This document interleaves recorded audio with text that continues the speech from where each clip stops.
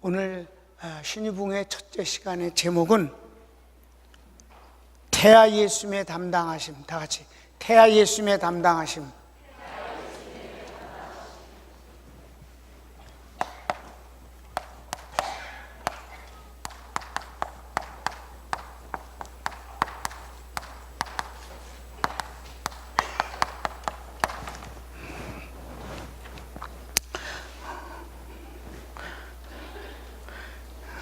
이번 40주년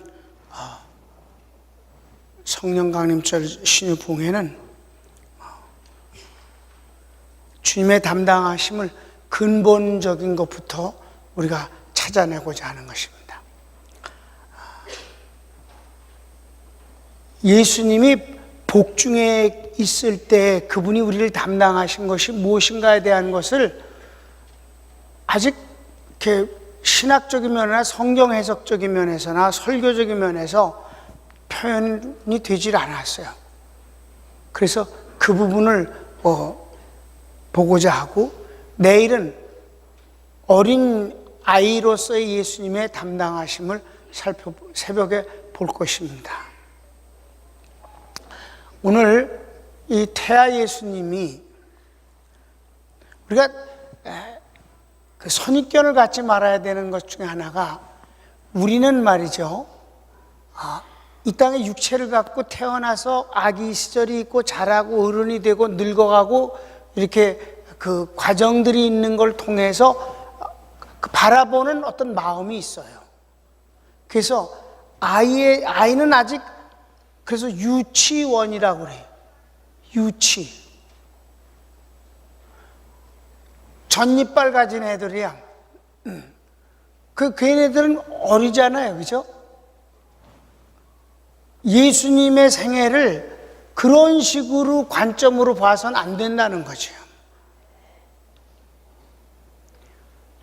결론부터 얘기하면 예수님은 뱃속에 있는 마리아의 자궁 속에서 잉태되어졌을 때도 하나님이시라는 사실이에요. 이거에 대한 인식이 선뜻 그렇게 받아들여지지 않는다는 거예요. 왜냐하면 인간적인 시선을 우리가 고정관념이 있기 때문에. 여러분, 캐톨릭의 잘못은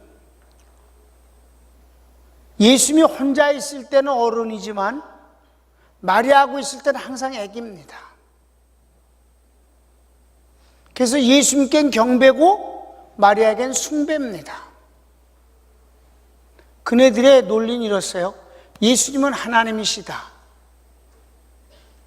예수님은 하나님이시다. 마리아는 예수님의 어머니시다. 고로 마리아는 하나님의 어머니시다. 이런 해괴한 이런 걸 가리켜서 궤변이라고 그러는 거예요. 그게 왜 그럴까? 예수님의 어린 시절, 탄생, 그것을 보고 예수님의 아기라는 점만을 생각하기 때문에 그래요. 사랑하는 여러분, 예수님은요, 뱃속의 아기가 되기 이전에 하나님이셨어요. 그걸 믿으시면, 정말 믿으세요? 아멘입니다. 아멘. 그래서 원죄에 의한 전적 타락은 유전 때문이다 라는 것이에요. 첫째,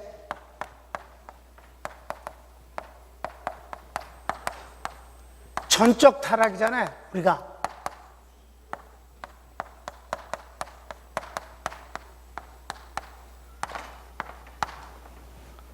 같이 원죄에 대한 전적 타락은 유전입니다. 우리가 아무리 몸부림치고 근사한 척해도 원죄라는 것을 DNA로 갖고 태어났어요.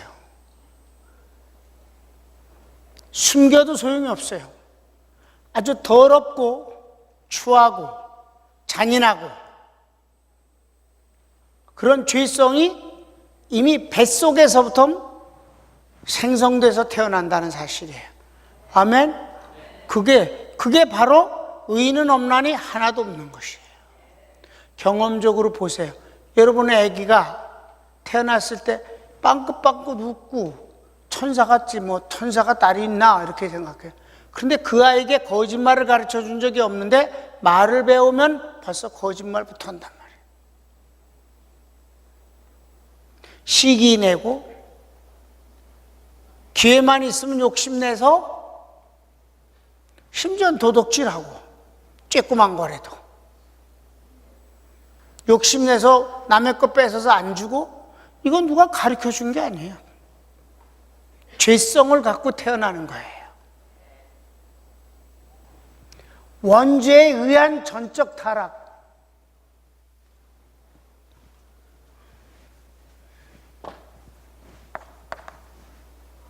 원죄에 의한 전적 타락은 유전입니다. 성경을 그냥 아주 간단하게 하나씩만 인용을 할까요? 로마서 5장 12절. 자, 멀티비전에 나왔으니까 다 같이 읽을까? 우리가 주일날 공부한 내포적 대표자 원리 공부할 때 나온 내용이에요. 그죠? 자, 시작. 이러므로 한 사람으로 말미암아 죄가 세상에 들어오고 죄로 말미암아 사망이 왔나니 이와 같이 모든 사람이 죄를 지었으므로 사망이 모든 사람에게 이르렀느니라. 아담 한 사람으로 인해서 죄와 사망이 왔는데, 아담 이후에 모든 아담의 자손은 똑같은 죄를 안 저질렀음에도 불구하고, 선악과를 먹은 적이 없음에도 불구하고 똑같은 죄성과 사망과 심판을 받게 됐다는 거예요. 인간이라고 하는 자는 한 사람도 예외 없이, 그러니까 자기가 구세주인 척 하는 사람처럼 사기꾼이 없는 거예요. 그래서 주님이 뭐라고 그랬어요? 나는 선한 목자다. 나만이 양의 문으로서 나보다 먼저 온 자는 절도요 강도니라. 무슨 말? 나보다 먼저 온 자란 무슨 뜻이에요? 구세주인 척 하는 자들은 다 사기꾼이고 도둑이라는 거예요. 영혼의 강도라는 것이지. 주님은 뭐라고 말했어요? 나보다 먼저 온 자는 절도요 강도니라.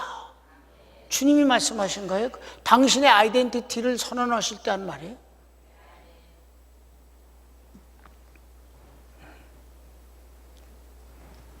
인간은 완전한 원죄에 의해서 인간이라는 건 이 여인의 어머니의 그 태중에 잉태될 때부터, 그래서 다윗이 사람이 아주 훌륭하잖아요. 하나님을 잘 섬기고 하나님 축복도 인류 역사상 최고로 받은 사람이지만, 그가 얼마나 잔인하고 교활하고 거짓으로 사람들을 죽이는가, 자기 죄를 덮으려고.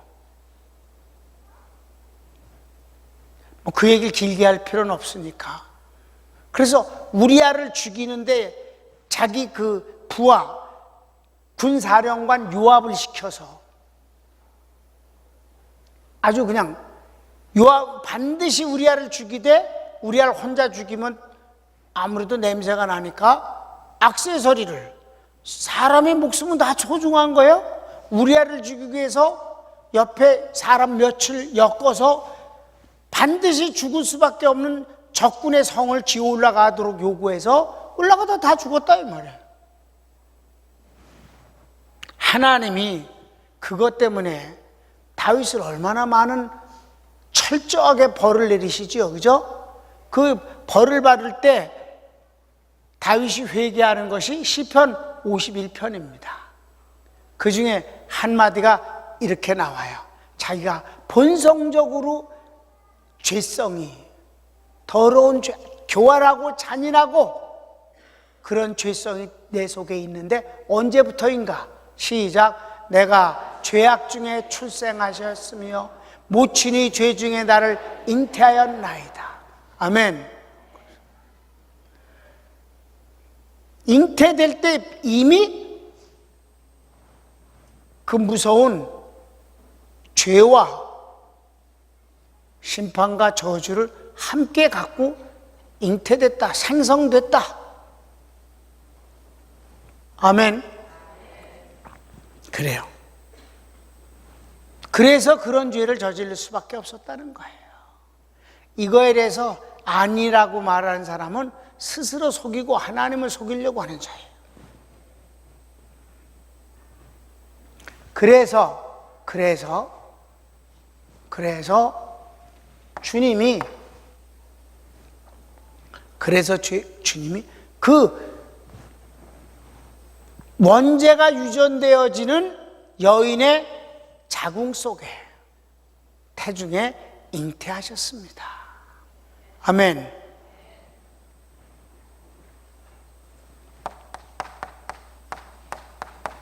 그 원죄, 그러니까 자궁을 그렇게 생각해 보는 거예요. 원죄가 만들어지는 그 여인의 자궁 속에.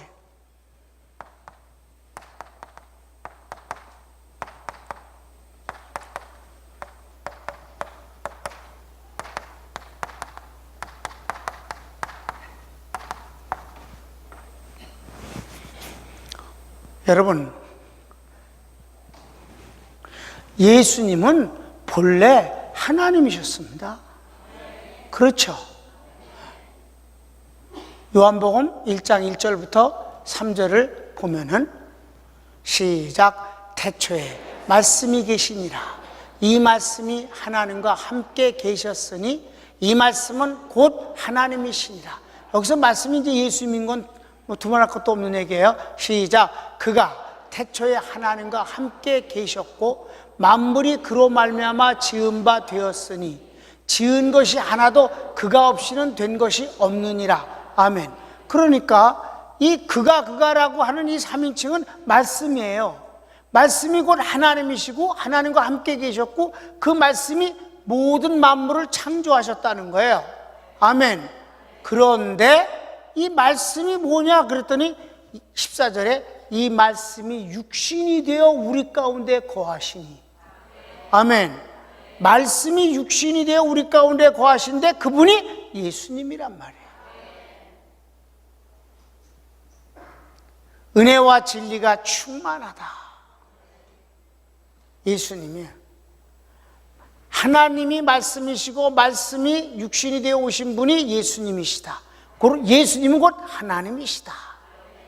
본래 예수님은 하나님이셔요.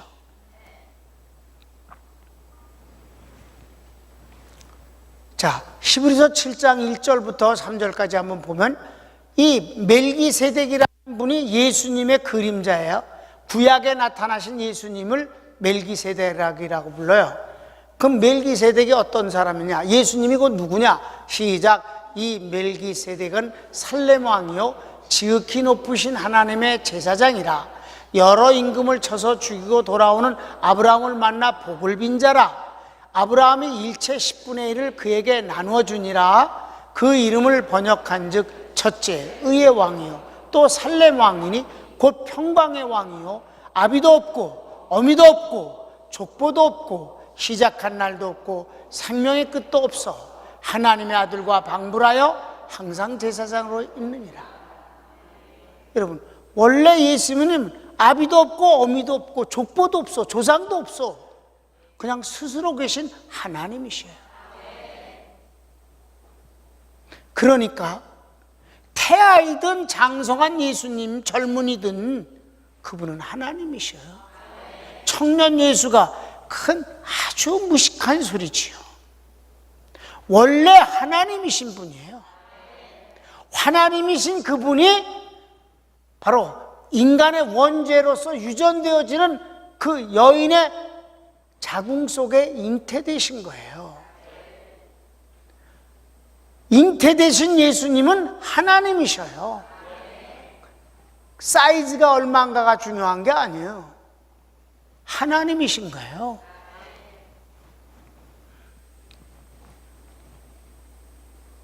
그런데 그럼 예수님이 어떻게 잉태되셨는가? 이게 구분되는 거예요. 왜? 유전적이기 때문에 남자에 의해서라면 이게 유전이 될 수밖에 없어요. 그런데 예수님은 같이 성령으로 잉태하셨습니다. 다시 쭉 읽을까? 시작. 여인의 태중에 성녀로 잉태하셨습니다. 그러니까 씨가 다르단 말이에요. 씨가.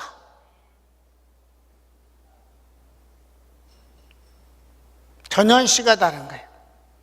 그래서 히브리서 4장 15절을 보면 우리에게 있는 대상은 우리의 연약함을 채울하지 않는 분이 아니라 모든 것을 다 채울하시되 우리와 한결같으시나 죄는 없으시니라. 왜? 사람의 정자에 의해서 잉태된 게 아니고 성령에 의해서 잉태되셨기 때문에 유전적인 원죄가 없다 이 말입니다. 우리와 한결같으신데 죄는 없으시니라. 모든 것이 다 똑같아요. 왜? 그래야 담당을 하시니까. 여러분, 태아 예수님의 담당하심, 이거 여러분 40년 동안 여러분 우리 평강교회 다녔어도 처음 들어보는 얘기일걸?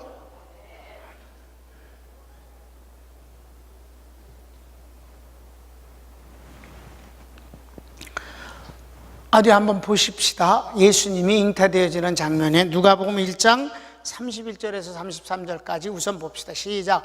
보라, 내가 수태하여 아들을 낳으리니 그 이름을 예수라 하라.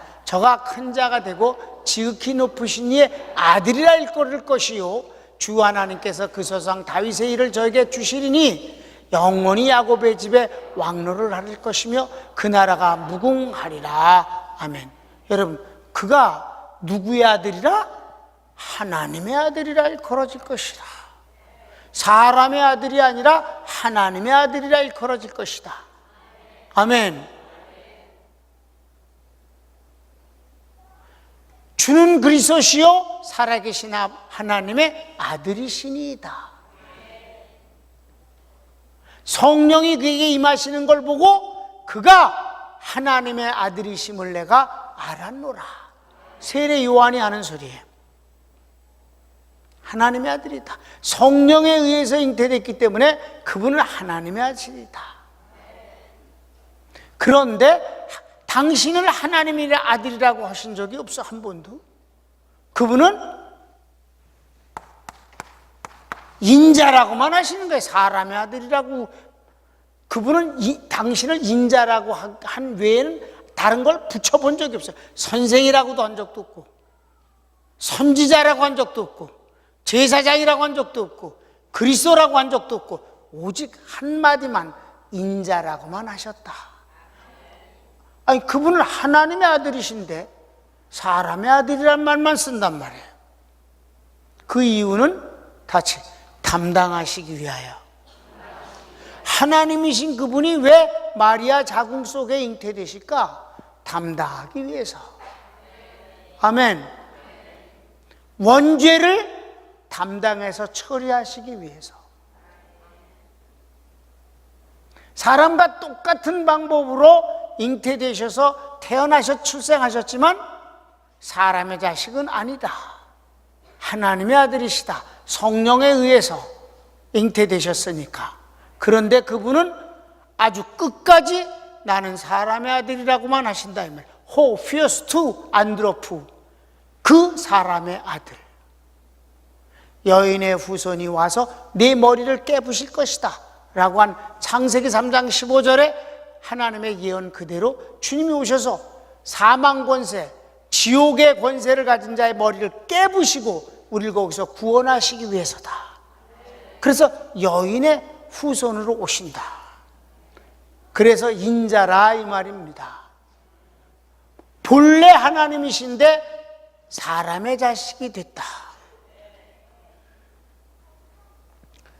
원죄가 자궁 속에서 태어난 모든 인간에겐 원죄가 유전되어지는데 주님이 바로 그 자궁 속에 잉태되신 주님이 그 원죄를 처리하시기 위해서 그렇게 사람의 여인의 복중에 잉태되셨다.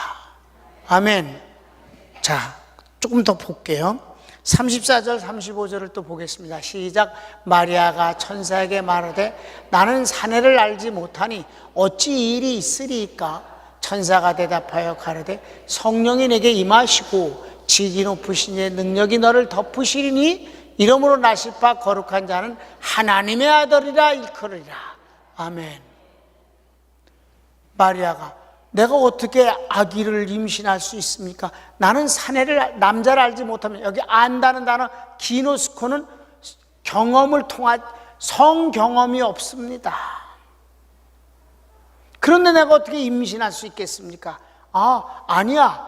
내가 임신되는 방법은 성령에 의해서 되는 것이다. 그래서 태어나실 분은 하나님의 아들이시니라. 아멘. 이제 36절 37절을 보겠습니다. 시작. 보라, 내 친족 엘리사벳도 늙어서 아들을 배었느니라. 본래 수태하지 못한다 하던 이가 이미 6달이 되었나니 대저 하나님의 모든 말씀은 능치 못함이 없느니라. 이거는 마리아에게 믿음을 주기 위해서, 세례 요한과 예수님은 6개월 차이가 나요. 세례 요한이 먼저 태어났습니다. 이들은 사촌지간이에요, 원래가. 근데 태어나지 못하는, 임신할 수 없는 상황인데도 불구하고 하나님이 은혜를 내려주셔서 마치 이삭을 하나님이 허락해 주시듯이 세례 요한이 태어나게 됐는데, 그것에 대해서 마리아가 알고 있고 그것을 확인시켜 주심으로 마리아가 믿음을 갖게 해주셨다, 이 말입니다. 그러니까 엘리사벳 얘기를 하니까, 천사가 얘기하니까 그제서 더 확신을 갖고, 주여 나는 주의 계집종이오니 말씀대로 내게 이루어지이다 하는 순간 성령에 의해서 예수님은 잉태됐다, 이 말입니다.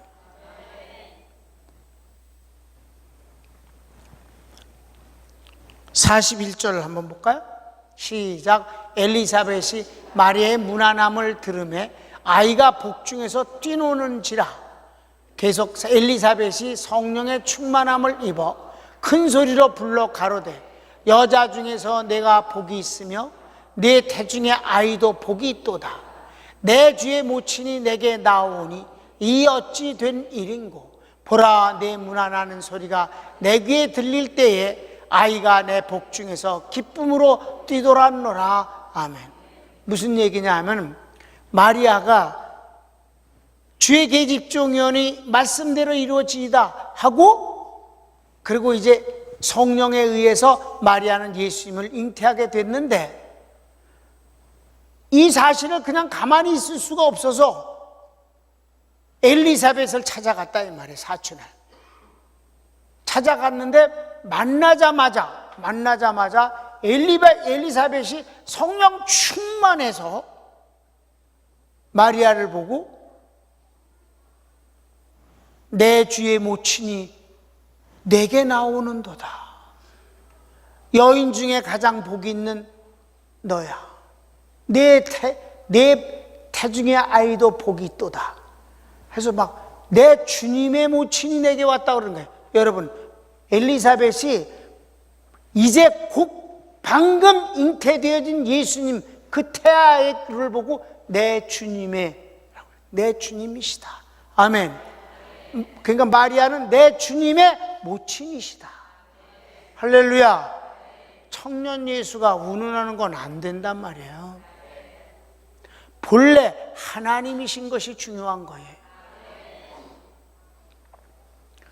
내 주의 모친이 내게 나왔는고.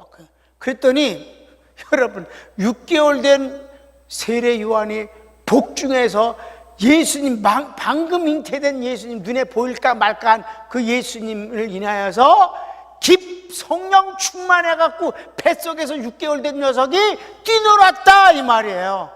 이런 신비함이 있음을 아시기 바랍니다. 여러분,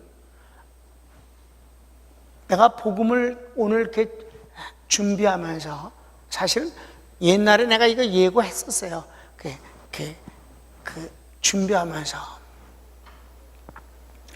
신앙생활이란, 하나님과의 관계 신앙생활이 언제나 여러분 흥분과 설렘이 있어야 된다는 거예요. 하나님을 만나는 일이 없으면, 도구마에 빠져 있으면 그냥 반복되어지는 습관에 있을 때 참 참 재미가 없는 거예요. 여러분 이 장면 보세요. 엘리사벳이 성령 충만해서 외치지 않느냐고. 재밌는 건 6개월뿐이 안 된 세례 요한이 뱃속에서 뛰놀았대잖아. 성령 충만해갖고 야단 벌거지를 뜨고 발길을 차고 그랬나 봐 아마. 이게 얼마나 중요한, 정말 그런 이 성경을 읽으면서 하나님, 내가 주님을 인해서 항상 살아있는 모습이 되게 해주소서. 게을러 빠지거나 나태하지 않게 하소서. 뻔하지 않게 하소서. 항상 흥분하게 하소서. 여러분 이게 중요한 거예요. 병이 났으면 그걸로 끝이에요? 이젠 하나님의 은혜가 필요 없을 것 같아? 얼마 정도 살면 그게 끝인 것 같아? 아니에요. 주님은 그 이후가 더 근사할 수 있어. 정말 재미없는 인생은 바로 그래서 어떤 사람에게는 여기까지니라 그건 너무 재미없는 응답이야. 여기까지 돼서는 안 되지. 계속 되어야지.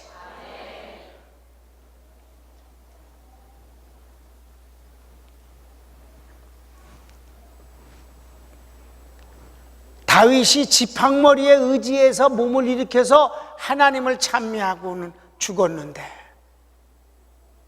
지팡이에 의지해서 겨우 기도할 때도 흥분하고 있었다는 사실이지. 여러분 엘리사벳이나 세례 요한처럼 주님 때문에 여러분 흥분하시길 바라요. 여러분 다른 거는 재미없어져도 예수님은 재미없어질 리가 없는 거예요. 그분은 우리를 흥분시킬 수 있는 분이에요.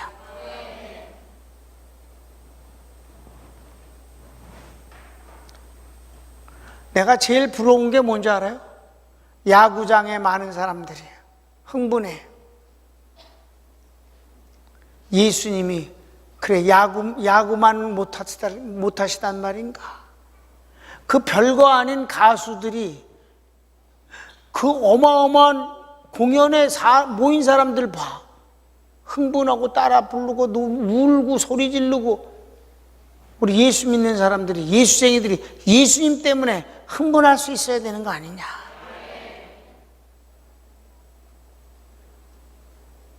여러분 내가 너무 부족해서 미안해요. 여러분을 흥분시켜야 되는데 성령님이 여러분을 흥분시켜 주시길 원해요. 아니 여러분이 그렇게 되길 바라야 돼요. 그래서 주님이 말씀하셨어요. 의에 줄이고 목마른 자는 복이 있나니 심령이 가난한 자는 복이 있나니 천국이 저희 것이며 목마른 사슴이 시냇물을 사모하듯 여러분 우리가 주님을 사모하고 주님을 인하여서 흥분하고 이건 참으로 중요한 거예요. 그럼 이제 여긴 제목만 쓰는 거예요.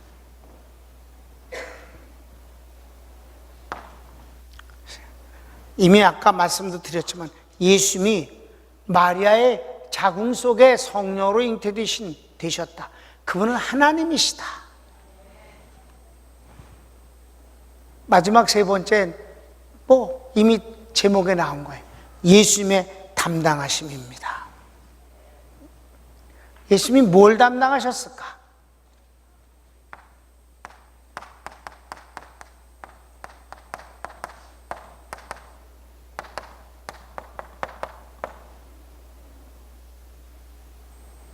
뱃속에서 첫째는 모태에서의 구원입니다. 모태에서 구원이란 뜻은 원죄에서 우리를 건져내신다는 뜻입니다.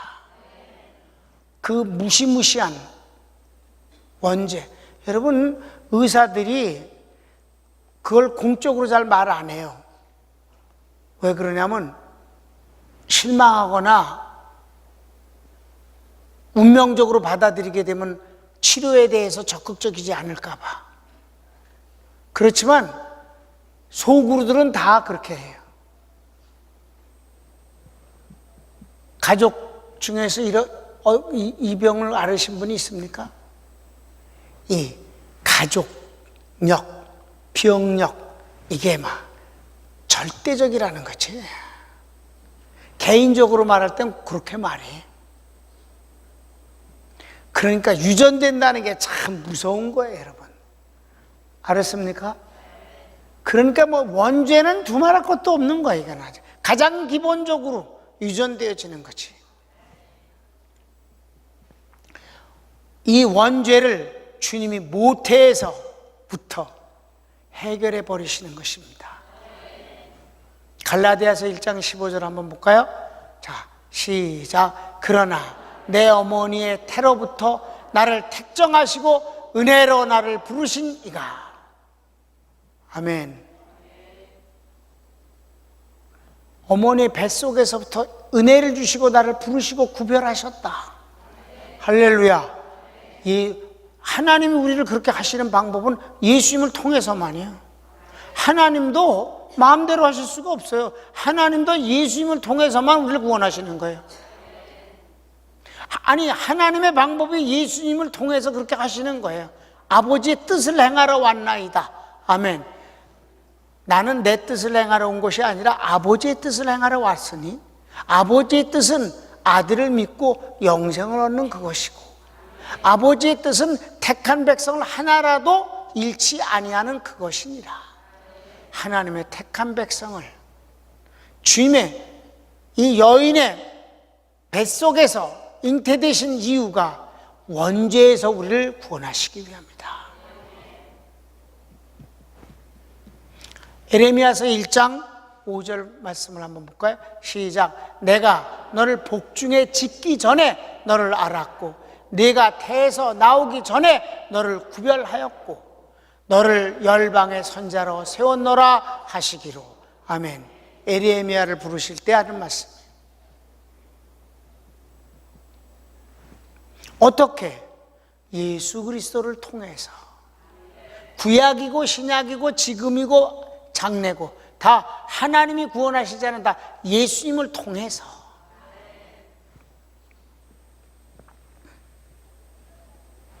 그리고 예수님이 뱃속에서 원죄에서 우리를 구원하시는 것만으로 이루시는 것이 아니라 아주 중요한 부분이 우리의 삶 속에 고통을 담당하셨습니다. 아멘. 삶 속의 고통. 예수님이 마리아에게 잉태됐을 때 참 마리아가 기쁘면서도 외로운 점이 있어요. 자, 예수님을 자기가 임신하자마자 엘리사벳에 뛰어가서 거기서 3개월을 같이 살았어요. 엘리사벳이 사는 곳이 이렇게 자연 속이에요. 그런데 이제 3개월이니까 8개월 됐으니까 이제 엘리사벳이 쫓고 있으면 아기 낳아야 되잖아요. 그렇죠? 그러니까 마리아가 집으로 다시 돌아왔어요. 그때는 요셉과 정혼만 했어요. 약혼한 관계라고. 결혼 안 하고. 약혼한 관계인데 엘리사벳에게 갔다가 몇 개월 있다 오니까 배가 나오기 시작할 때란 말이에요. 그렇죠? 그런데 마리아가 엘리사벳에겐 이미 성령님이 이게 통했으니까, 아니 그쪽에서 먼저 알고 아우성을 쳤으니까, 내 주의 모친이 어찌하여 내게 오셨는고 여인 중에 최고로 복을 받은 사람이여, 당신이 복이 있을 뿐만 아니라 당신 태아도 복이 있나이다. 미리 알고 했으니까 마리아가 말을 했잖아. 아멘. 마리아는 가만히 있었어. 그러다가 하나님을 찬양하는 그 성령 충만해서 마리아가 이제 찬양하는 소리가 이제 나옵니다. 그런데 그거는 이게 영적으로의 분본된 것을 요셉에게는 말을 할 수가 없었어요. 미쳤다고 그러거나 발칙스럽다고 그럴까 봐. 왜? 그런 예가 없었으니까, 인류 역사상. 아멘. 그거는 아주 교활스럽고 발칙한 거짓말이 될 수밖에 없어. 그러니까 마리아는 말을 안 하는 거예요. 배는 불러오고. 요셉이 얼마나 힘들었을까요? 에? 자기 약혼녀가 배가 불러와. 그런데 마리아는 아무 말도 못하고 있어요. 요셉이 고민하고 힘들어하는 걸 보면 볼수록 더 힘드는 거예요. 그런데 그 말을 할 수가 없었어요. 사실 여러분, 영적인 어떤 것들을 아무에게나 또 해봤자 미친 사람 소리 들으니까 못하는 거예요, 여러분. 성령의 역사는 성령으로만 알 수 있느니라. 말을 못하잖아. 마리아가 말을 못해. 자, 마태복음 1장 18절부터 한번 보겠습니다. 시작. 예수 그리스도의 나심은 이러하니라. 그 모친 마리아가 요셉과 정혼하고 동거하기 전에 성령으로 잉태된 것이 나타났더니 그 남편 요셉은 의로운 사람이라 저를 드러내지 아니하고 가만히 끊고자 하여 이 일을 생각할 때에 주의 사자가 현몽하여 가로되 다윗의 자손 요셉아, 내 안에 마리아 데려오기를 무서워 말라. 저에게 잉태된 자는 성령으로 된 것이라. 아들을 낳으리니 그 이름을 예수라 하라. 이는 그가 자기 백성을 자기 저의 죄에서 구원할 자심이라 하니라. 이 모든 일에 된 것은 주께서 선지자로 하신 말씀을 이루려 하심이니 가라사대 보라, 처녀가 잉태하여 아들을 낳을 것이요 그 이름은 임마누엘이라 하리라 하셨으니 이를 번역한즉 하나님이 우리와 함께 계시다 함이라. 요셉이 잠을 깨어 일어나서 주의 사제의 분부대로 행하여 그 아내를 데려왔으나 아들을 낳기까지 동침치 아니하더니 나음의 이름을 예수라 하니라. 아멘. 여기서 왜 하나님은 요셉에게 먼저 예고해 주시면 안 됐을까? 그러면 요셉은 준비하고 있을 더 흥분과 기대감 속에서 준비하고 아내가 임신된 것을 얼마나 귀하게 여기며 받들어 섬기겠어. 구세주를 임신했는데. 그래 안 그래 여러분? 그럼 마리아는 얼마나 좋겠어. 그냥 떠받들어 줄 테니까. 그런데 안 그랬단 말이에요. 요셉이 얼마나 힘들었으면 그냥 헤어지려고 그랬단 말이에요. 구약에는 정혼한 여자가 임신을 하면, 다른 사람의 아기를 임신하면 돌로 때려 죽이게 돼 있어요. 그런데 요셉은 돌로 때리기 죽일 수는 없으니까 난 그렇게 죽이고 싶진 않다. 그러나 너하고는 못 산다. 결혼할 수는 없다. 그래서 그냥 가만히 끊고자 했다고 그랬어요. 그 기간 동안에 이들의 갈등이 얼마나 힘들었겠냐고요. 아멘. 마리아의 고통은 그대로 아기에게 전달되는 거예요. 똑같은 거니까, 그냥 한 몸이니까. 그 아기 예수님이 우리의 이 땅에서의 고통을 담당하심임을 믿으시기 바랍니다. 원죄만 해결하시는 게 아니라 우리의 삶의 고통을 그 태아가 담당하고 계셨다는 사실이에요. 마지막에서나 하나님이, 그러니까 해지려고 그러니까 그제서야 안 되겠다 싶으니까 여기까지 안 되겠다. 그러니까 꿈속에서 현명해서 그 아이는 성령으로 잉태돼서 하나님의 아들이니라. 사람의 아들이 아니야. 하나님의 아들이야. 그런데 그 이름을 이제 너희가 이제 장차 지어라. 뭐라고 짓냐?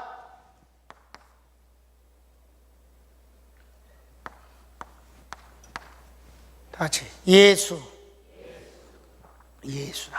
예수는 다시 구원하시다. 구원자란 뜻이에요. 구원자. 그리고 또 이름을 하나 했어요. 그 이름을 임마누엘이라 하리라. 임마누엘. 아멘. 임마누엘.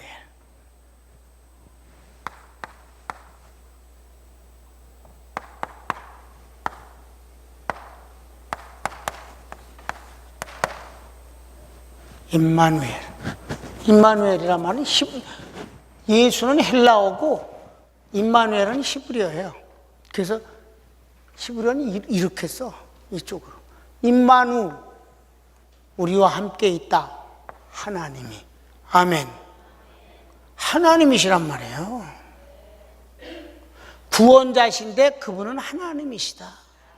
그런데 예수님은 끝까지 나는 사람의 아들이라는 거예요.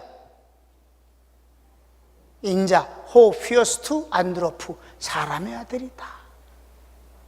이게 바로 항상 하나님이신 그분인 언제나 우리를 구원하시는 담당자이시다는 거예요. 여러분, 오늘 말씀을 조용히 묵상을 해보면은, 주님이 내가 다윗처럼 내 모친이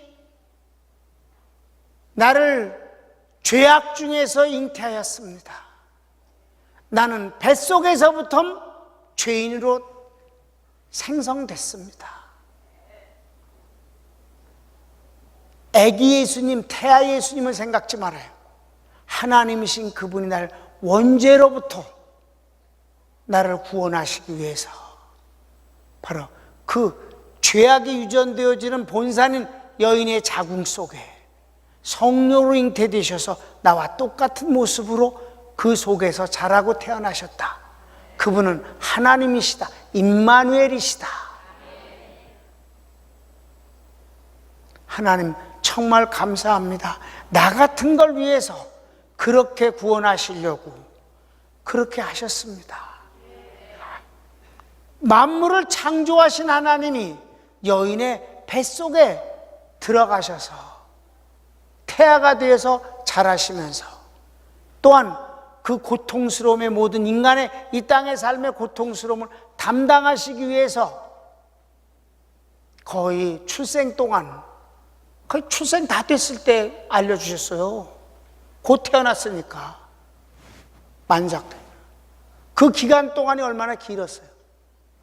주님이 우리를 담당하셨다. 고통에서 우리를 구원하시기 위하여 담당하신 분이시다. 그러니까 인자라는 말은 잊어서는 안 돼요. 예수님이 일평생 인자라는 말만 쓰셨어요. 그 말은 무슨 말이냐? 너의 모든 고통스러움을, 죄를, 심판을 내가 대신 짊어졌노라. 내가 처리한다. 너는 그걸 믿고 받기만 하면 된다. 사랑하는 여러분, 나는 여러분이 주님의 은혜를 인하여 항상 설레이고 기쁘고 엘리사벳과 이 세례 요한처럼 흥분하고 기뻐할 수 있게 되길 바라요. 손을 모읍시다.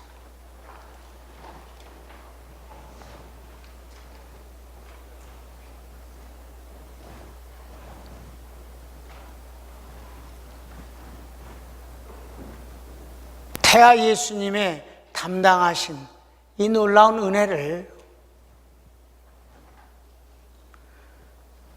묵상하면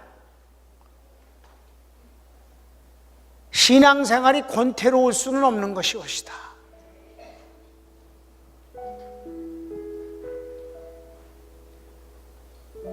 사람들이 예수님을 믿는데도 다 뭐 이익을 따라서 선택할 수 있어요. 그런데 나는 여러분이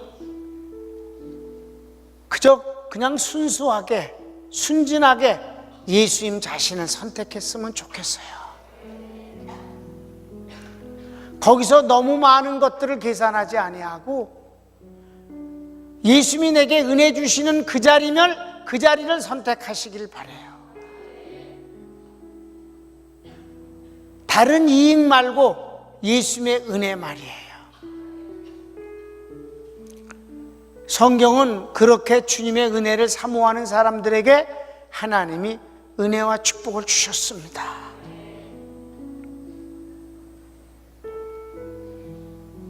다 같이 주여 한번 부르고 오늘 말씀 생각하면서 여러분 지금 당장 여러분의 현실적인 어떤 문제가 상관없는 복음일지 몰라도 이건 놀라운 복음이에요.